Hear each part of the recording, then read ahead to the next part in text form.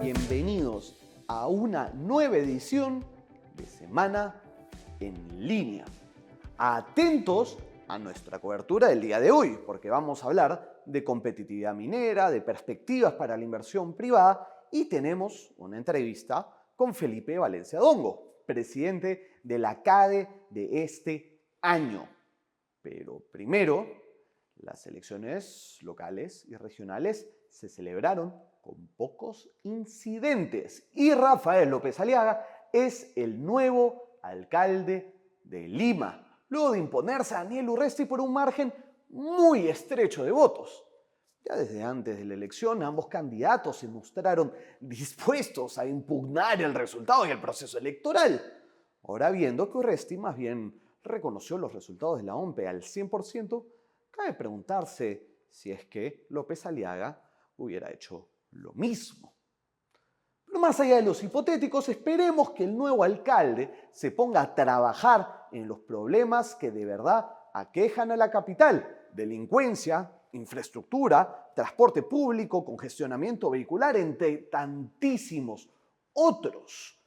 Lo mismo, sin duda, aplica a las nuevas autoridades electas en el resto del país. Y con este recambio total de alcaldes y gobernadores, es importante que las empresas que operan en el interior del país logren mantener relaciones estables con sus stakeholders. Pero sobre esto y más hablaremos en nuestra entrevista de hoy. Antes, recordemos también que la semana pasada se celebró Perumín y con todo este panorama electoral, algunas señales del gobierno pueden haber pasado desapercibidas. Durante la convención de minería, el premier Aníbal Torres, el ministro de Economía Corburneo, un caserito de Semana en Línea, y la ministra de Energía y Minas, Alessandra Herrera, dieron mensajes importantes y hasta algunos se llevaron aplausos de la tribuna. Los representantes del gobierno se comprometieron a agilizar la burocracia que retrasa la inversión en exploración minera. Todo en línea con la política del gobierno es reactivar la economía generando confianza en el sector privado. ¿Nos compramos el cuento? No. Principalmente porque a estas alturas el gobierno parece más el popular dos caras. Todo bien con las señales de reactivar la inversión y recuperar la confianza empresarial. Ese es, sin duda, el camino correcto en este contexto de incertidumbre, pero es imposible hacerlo sin reconocer también que el principal problema que la frena está en el propio Ejecutivo. Es moralmente condenable que el gabinete intente tapar las irregularidades y corruptelas del gobierno con anhelos de confianza empresarial. Las cuerdas entre política y economía no existen, sobre todo cuando el presidente acumula una nueva investigación cada mes que pasa. Hoy son los vuelos de sus familiares en el avión presidencial. ¿Cuál será la próxima? Ojo que, según una reciente encuesta del Instituto de Estudios Peruanos, ahora un mayor porcentaje de la población quiere que Castillo se mantenga en el cargo hasta el 2026. Y solo una liliputiense minoría quiere que se cambie al presidente, pero que se mantenga al Congreso. Eso es un importante llamado de atención a nuestros desprestigiados legisladores, pero también es un mensaje para el Ejecutivo. Esto no es una ventana de oportunidad para ganarse un respiro y hacer de las suyas. Más bien puede ser una oportunidad para asegurar un mínimo de gobernabilidad en lo económico y generar bienestar para el pueblo en general. En un contexto donde la economía internacional no nos favorece para nada, la verdad es que a estas alturas se hace muy difícil confiar en los anuncios del gobierno. Como bien dijo Julio Velarde en Perumín, cuando le preguntaron si las medidas del MEF tendrían algún efecto, ojalá. Todo esto es especialmente importante en un contexto donde nuestra competitividad minera está cayendo año tras año. Veamos qué dice al respecto nuestro último reporte especial. A propósito de la minería, cabe preguntarse cómo estamos como país en competitividad minera. Nuestro equipo de especialistas dice que no muy bien y cada vez peor. De hecho, estamos literalmente en el fondo de la tabla del índice de competitividad minera, elaborado a partir de la investigación del Instituto de Ingenieros de Minas del Perú, Macroconsult y el estudio de abogados PPU. Latinoamérica, en general, está perdiendo su atractivo como destino de inversión minera, mientras que países como Australia, Canadá y Sudáfrica, países, además, con los que competimos por inversión minera, estos no se tratan de países que estén muy alejados de la realidad del Perú, siguen creciendo. Entonces, ¿qué ha generado la caída del Perú? Básicamente, un cóctel de trabas regulatorias, una deteriorada gestión pública y deficiente manejo de los conflictos sociales. Todo esto dificulta las nuevas inversiones en exploraciones y en proyectos ya existentes. Antes, el potencial geológico era nuestro principal atractivo. Ahora, más bien, somos el único país de los 7 evaluados donde por la falta de exploración se han reducido las reservas de cobre, zinc y oro. Y por si fuera poco, entre los países mineros, nuestras reservas de cobre y zinc son las más próximas a agotarse. Según cifras del MINEM, la exploración ha caído 40% en los últimos 4 años. Y el culpable de esto es justamente el MINEM y la alta rotación de funcionarios, especialmente en el último año. Recordemos que hasta hace poco habíamos pasado 3 meses sin viceministro de Minas. La incidencia de la conflictividad social este año también contribuye a nuestra pérdida de competitividad. Y si bien los conflictos sociales tienen un origen en la desigualdad social, también representan un abandono del Estado y una inadecuada gestión del diálogo con las comunidades en conflicto. Por ejemplo, solo entre abril y junio, la producción de las bambas cayó 60% por la paralización de sus operaciones. Aún con todo esto, el potencial está ahí, pero también hay que ser competitivos. Ganar atractivo es posible y requiere de políticas públicas claras y una adecuada gestión de los recursos naturales. Veamos si para la próxima edición de Perumín tenemos una historia distinta, más feliz que contar. Ahora, sigamos hablando de inversión privada, pero desde un punto de vista macroeconómico, en nuestro segmento de mercados y finanzas. No se despeguen.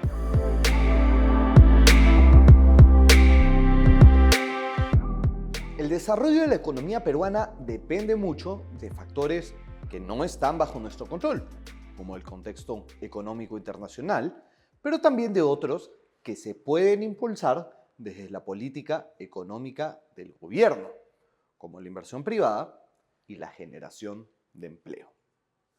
Hoy, en Inversión y Retorno, nuestro segmento de mercados y finanzas auspiciado por Prima AFP, nos concentraremos en las perspectivas de estos 2 importantes indicadores macro. Empecemos por la inversión privada. El índice de confianza empresarial a 3 meses y a 12 meses nos permite anticipar cuál será el panorama de inversión en el futuro. Y si nos guiamos solo por su desempeño en el último año, solo tenemos malas noticias. Por eso es que el MEF, correctamente, ha puesto el foco en levantar la confianza empresarial a través de agilizaciones administrativas, inversión pública y la ejecución de grandes obras de infraestructura. Tenemos serias dudas sobre la efectividad de estas medidas a la larga, pero las decisiones de inversión no solo están limitadas al accionar del gobierno. Para conocer más sobre las proyecciones de inversión para el próximo año, hablamos con Gonzalo Llosa, gerente de estrategia e inversión de Prima AFP, y veamos qué nos dijo. Bien difícil pensar que en algún sector va a destacar, porque en verdad en agregado es probable que el próximo año tengamos tasas de crecimiento negativas para el lado de la inversión, debido principalmente a que se diluyen varios de los efectos, ¿no? Por el lado de autoconstrucción hay menos impulsos, menos liquidez disponible, y además por el lado de construcción en general, ser un sector sensible a las alzas de tasa de interés, en realidad esperaríamos una desaceleración del crédito hipotecario, ¿no? Por el otro lado, también el próximo año significa la conclusión de algunos proyectos de inversión mineros que más bien pasan a etapa de producción, y eso también debería generar menor crecimiento en la inversión privada para el próximo año. Ahora, hay ciertos sectores que por ahí pueden relucir. El próximo año debería ser un año de recuperación por el lado de turismo, ¿no? Ya casi completo, con todo el levantamiento de las restricciones que nos han estado afectando desde el inicio de la pandemia. Pero sería algo muy puntual y creo que no cambiaría la dinámica general de la inversión para el 2023. En el Perú, el mercado laboral está estrechamente ligado a la inversión privada, sobre todo para la generación de empleo formal y de calidad. Y si bien el desempleo ha venido reduciéndose después del durísimo golpe de la pandemia, la calidad del empleo, medida por ingresos y horas trabajadas, aún permanece rezagada. Y la informalidad, por su parte, está en niveles preocupantemente altos. ¿Cuáles son las expectativas respecto del mercado laboral a nivel nacional? Las tasas de empleo en el Perú no suelen variar mucho en el ciclo, a menos que el choque externo sea muy fuerte, y esto ocurre porque en el Perú existen costos de despido muy importantes. Entonces, las empresas no ajustan inmediatamente reduciendo su personal, sino más bien dejando de contratar, ¿no? Que utilizan esa opción para ajustar un poco el impacto que puede tener una desaceleración de manera importante, y otro efecto que también pueden hacer es incrementar las horas trabajadas, ¿no? Tratando de tener ganancias en productividad para paliar un poco los efectos de una recesión. Pero son efectos que quedan por ver, ¿no? Dentro de todo lo que hemos visto en la recuperación post-pandemia, sí hemos visto que el empleo laboral formal, si uno lo deflacta por la PEA, es decir, por la población económicamente activa, igual no llegamos a recuperar los niveles que hemos visto antes de la pandemia, no solamente en nivel, sino también en dinamismo. Y eso sí es algo preocupante. Implica que las nuevas personas que están entrando al mercado laboral y están tratando de ingresar al mercado laboral formal, tienen más dificultades, ¿no? Y de hecho, una de esas dificultades es tener salarios reales más bajos. No hemos visto que los salarios reales estén avanzando a la misma velocidad que la inflación, y esto pues te muestra que en realidad la recuperación no ha sido tan fuerte como te muestran los números en términos de número de personas. Entonces creo que va a depender mucho, como les digo, de cómo nos va en términos de crecimiento el próximo año en el contexto de una muy alta probable recesión mundial. Dentro de todo, pareciera que hay espacio para tener esperanzas sobre un futuro mejor para nuestros indicadores macroeconómicos. Pasemos ahora a nuestro bloque de sostenibilidad para hablar sobre los retos y estrategias de las empresas peruanas en sus relaciones con sus stakeholders externos y sus operaciones. Quédense con nosotros.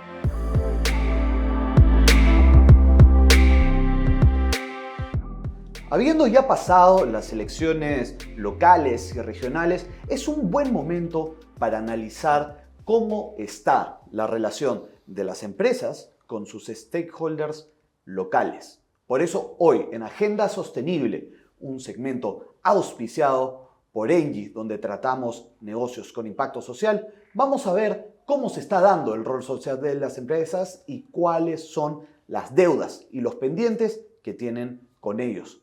Para eso, contamos hoy con Felipe Valencia Dongo, que es nuevo socio principal. Justo comentábamos de que acaba de salir además en la revista como reciente, flamante, socio principal del Grupo de Estrategia y además presidente del próximo CADE Ejecutivos. Bienvenido, Felipe. Muchísimas gracias por estar acá. Muchas gracias, Álvaro, por la invitación y gracias a Semana Económica. Es un gusto estar acá. Estamos encantados de tenerte aquí. Cuéntanos, Felipe, hemos estado viendo un clima de mucho ruido político recientemente, no específicamente por los gobiernos regionales, sino más bien por problemas que nacen por el gobierno central. Viendo cómo se han dado las elecciones y siguiendo un poco la tendencia de elecciones anteriores, donde suele haber mucho ruido en esta etapa de transición, ¿cómo ves materializado el rol social de la empresa con relación a sus stakeholders y más o menos cuáles son los riesgos que tienen que ir mitigando en esta etapa? Mira, es una excelente pregunta. Yo creo que las empresas y los empresarios tenemos un rol fundamental, sobre todo en contextos sociopolíticos tan complejos como el actual. ¿Por qué? Porque las empresas generamos empleo, contribuimos a la reducción de pobreza y además un tema que es muy importante, que es la generación de oportunidades para los pequeños emprendedores, ¿no? Y la innovación. Entonces, las empresas cumplimos por naturaleza un rol social para generar oportunidades a aquellas poblaciones más vulnerables. Ahora, dicho esto, las empresas solemos ver qué está pasando con nuestros stakeholders. Y nosotros en Grupo Estrategia hemos identificado una tendencia bien interesante en las últimas décadas. El tema de stakeholders, hace algunos años, en las empresas era tratado por el área de marketing. Después pasó a ser tratado por el área de sostenibilidad. Sí. Y hoy en día, si tú preguntas a los CEOs o a los directorios, el tema de la relación con los stakeholders es una prioridad del CEO y del directorio. Es decir, ha pasado a ser de máxima prioridad. ¿Por qué? Por una combinación de dos factores. En primer lugar, un factor de convicción, ¿no? Que somos conscientes que cada vez más tenemos que fortalecer nuestra relación con los stakeholders. Y en segundo lugar, un tema de supervivencia, ¿no? Aquellas empresas que no tienen una buena relación con sus stakeholders, en el largo plazo lo más probable es que no sobrevivan, ¿no? ¿Qué le dirías tú, siguiendo la línea de lo que vas comentando, a los críticos del rol social de la empresa, los críticos del stakeholder capitalism?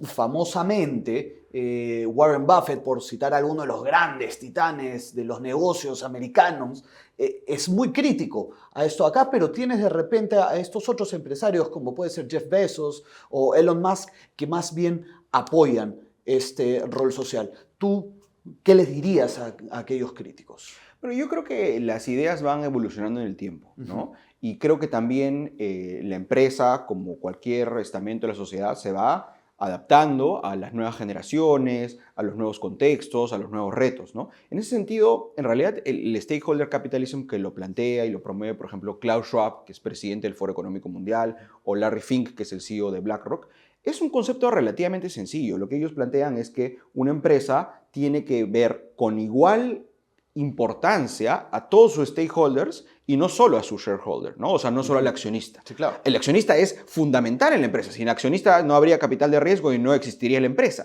Pero lo que ellos están planteando es, oye, ojo, ¿no? El proveedor, el trabajador, la familia del trabajador, ¿no? Las autoridades son quizá tan importantes como el accionista.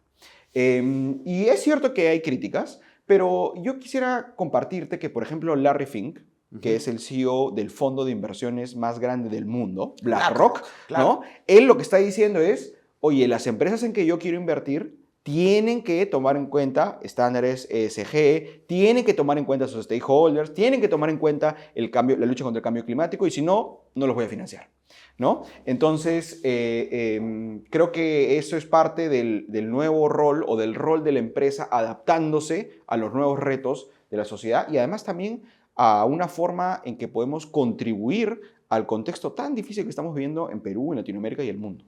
Aterricemos un poco entonces en Perú. En el Perú el empresariado no goza específicamente de una gran popularidad de repente, o no de repente, muy seguramente, porque cuentan con una reputación tal vez un poco manchada. Se les suele relacionar con temas como contaminación, a veces con corrupción, a veces con temas regulatorios complejos. Entonces, ¿cómo recuperar esa confianza por un lado y por el otro, cómo ¿Qué esperas tú del futuro en cuanto a la relación entre la empresa y estas iniciativas de sostenibilidad para estar más cerca a sus stakeholders? Bueno, en primer lugar, yo creo que lo que mencionabas son casos puntuales, Ujú, pero que no representan al empresariado en su conjunto, ¿no? ujú. Yo más bien te diría, nosotros trabajamos mucho en regiones Sí. y cuando conversas con los ciudadanos de regiones y en general los ciudadanos peruanos, creo que tenemos una noción de la empresa privada de que contribuye al desarrollo,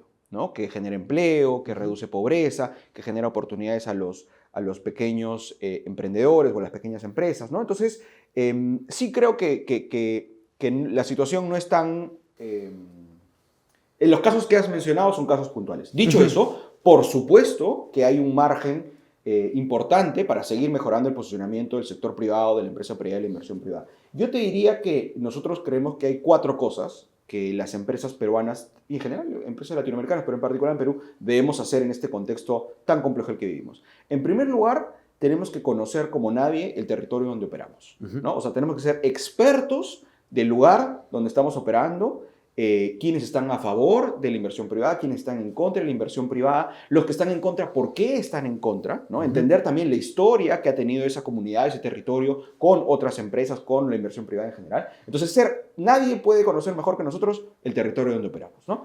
El segundo tema que nosotros creemos que debemos hacer es hacer una comunicación desde terceros legítimos, ¿no? Nosotros creemos que el autobombo no funciona. O sea, bueno, hay que hacer un poco de autobombo, De vez en pero cuando. es mucho más legítimo cuando un tercero dice, sí, bueno, yo conozco el trabajo que hace esa empresa, no trabajo en esa empresa, pero lo conozco y me parece formidable, ¿no? Me parece destacable por tal razón. Entonces, en la medida que tengamos más terceros legítimos que pueden decir el trabajo de esta empresa o de este sector es favorable para la comunidad, para la región, eso genera mucho más credibilidad. El tercer factor es que tenemos que generar bases, lo que nosotros llamamos bases sociales externas, es decir, construir relaciones ganar-ganar con los proveedores, con las comunidades y en general con toda la cadena de valor de la empresa, porque a veces nos enfocamos quizá solamente en el cliente, pero si vemos la cadena de valor, hay múltiples oportunidades donde podemos generar relaciones ganar-ganar. Y el cuarto, y además es interesante porque ustedes lo han tocado en una revista recientemente, es lo que implica el trabajo, el relacionamiento con el trabajador y la familia del trabajador.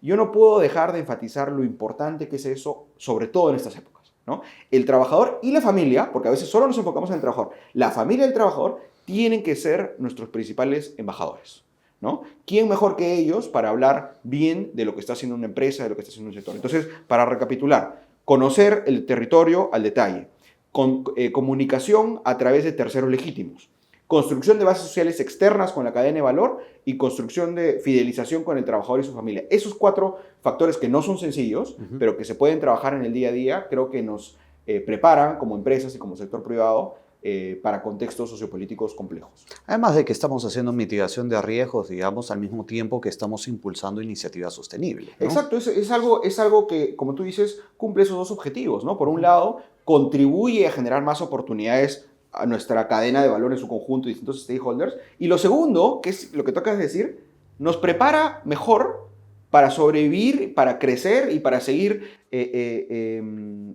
subsistiendo y creciendo como empresas en el largo plazo. O sea, es un círculo virtuoso. Una última pregunta, Felipe. ¿Cómo ves tú la salud y el futuro de las iniciativas de sostenibilidad de ESG aquí en el Perú? ¿Y qué tanto crees que crezca más allá del apoyo que hoy hay de parte, por ejemplo, de inversionistas institucionales? Bueno, yo creo que lo último que has mencionado es clave, ¿no? Los inversionistas institucionales están o van a cumplir un rol cada vez más fuerte. Sí. Volvemos al ejemplo de Larry Fink, ¿no? Si tú eres una empresa que está buscando financiamiento, digamos que no creas en los factores ESG, ¿ya? Pero viene el financista y te dice, sí, pero para que te dé financiamiento, para que invierta en ti, tienes que mostrarme tus factores ESG, tienes que mostrarme lo que estás haciendo. Entonces, lo tienen que hacer por necesidad. Son las nuevas reglas de juego. Las nuevas reglas de juego, es por convicción o por necesidad. Entonces, yo creo que las iniciativas de sostenibilidad, las iniciativas de relacionamiento con stakeholders, las iniciativas de conocer y acercarnos a los distintos grupos de la comunidad, de los proveedores, de los trabajadores, es la nueva norma. Y yo creo que ahora las empresas que lo hacen con mayor fuerza van a tener ventaja Luego probablemente hay una presión de inversionistas institucionales y probablemente también de regulaciones para seguir mejorando estándares y tal. Y en tercer lugar, yo creo que las que no lo hagan puede ser que tengan que salir del mercado, ¿no? Yo creo que eventualmente las empresas que no tomen en cuenta a sus stakeholders, que además creo que son cada vez menos, creo que todas las empresas somos conscientes de la relevancia de la relación con stakeholders y la dificultad está, o el reto está en la implementación en el día a día, ¿no? Yo no creo que haya algún CEO que te diga, no, los stakeholders no son importantes. Todos te van a decir que es importante, pero el tema es hacer una estrategia que nos permita tener una buena relación con ellos en el largo plazo y generar relaciones ganar-ganar. Excelente, Felipe. Realmente enfático sobre ese final. Esto acá ya no es un tema nice to have, es casi un deber de las empresas, como hemos dicho, no solo de cara a mitigar riesgos hoy, sino de cara a asegurar esta sostenibilidad en el largo plazo. Así es, y además solo para finalizar, yo creo que las relaciones que son sostenibles en el largo plazo son aquellas en que todas las partes ganan, ¿no? Y en este tema de stakeholders, gana la empresa y ganan los stakeholders, entonces es bueno para todos.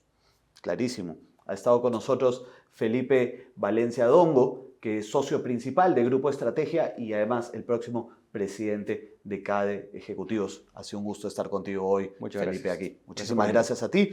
Y a ustedes, muchísimas gracias por acompañarnos una vez más en Agenda Sostenible y en Semana en Línea. Saben que nos pueden ver todos los martes a través de las redes de Semana Económica. Estén atentos a nuestra web, a la revista, a las redes sociales, a todos nuestros canales para seguir viendo contenido de valor como este. Así que nada, ya nos vemos la próxima semana.